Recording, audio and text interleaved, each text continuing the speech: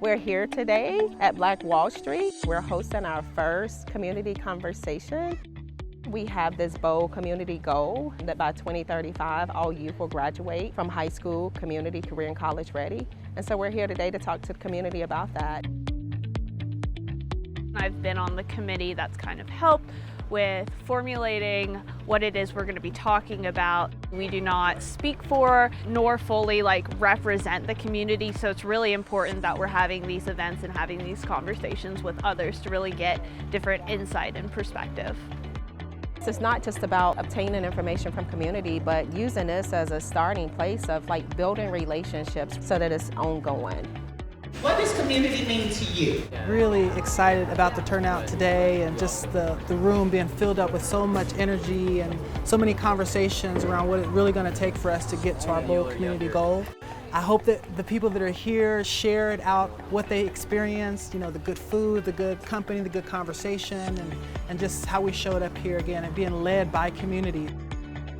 We're at the Eddington Center, which is actually a community I raised my kids in. We're hoping for a good turnout and hoping to see some people I haven't seen in quite a while and even make new friends. I like to know what community means to everybody else, how they see this going in, later on, how we can come together, because everybody has a different view of how community is to them. So I want to thank you all for being here tonight. We're going to have breakout groups, right? So you're going to get with your breakout group and you're going to be with your breakout group for 15 minutes. For me, the biggest thing I like about actually being a part of the committee is that it's community oriented. You hear that so much, let's collaborate, let's do it collectively.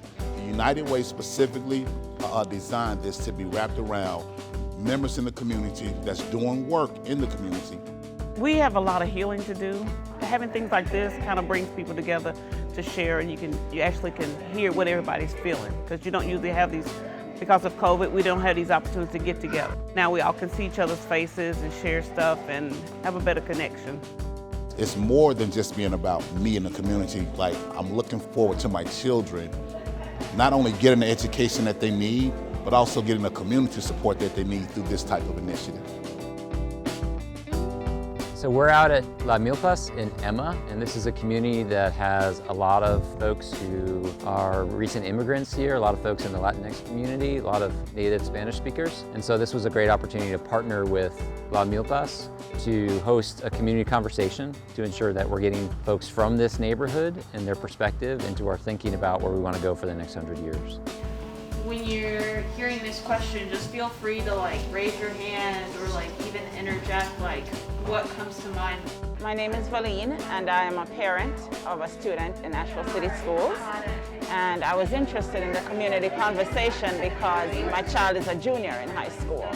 And if we're talking about student voice and the bold goal of students graduating, that affects my family directly. It was important to know that these are not individual challenges.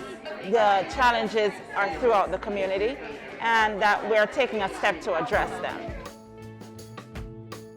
This was a powerful conversation. The location, the proximity to the people within the community who are actually doing the work, the grassroots movement people, this was the most powerful of them all. Literally got chills. I could relate, and if I couldn't relate, somebody else in here was directly related to being one of those populations that has been historically marginalized. It was the first time I ever had to have someone interpret to me about what was going on, and it felt so surreal, this is really happening. It was a blessing to have that. Today I saw people who were decision makers, the people who were considered gatekeepers, and people who were from those marginalized populations, and we were all brought together and it was solution-based. I think there was a wide representation across economic standards and also across racial backgrounds, so that's wonderful.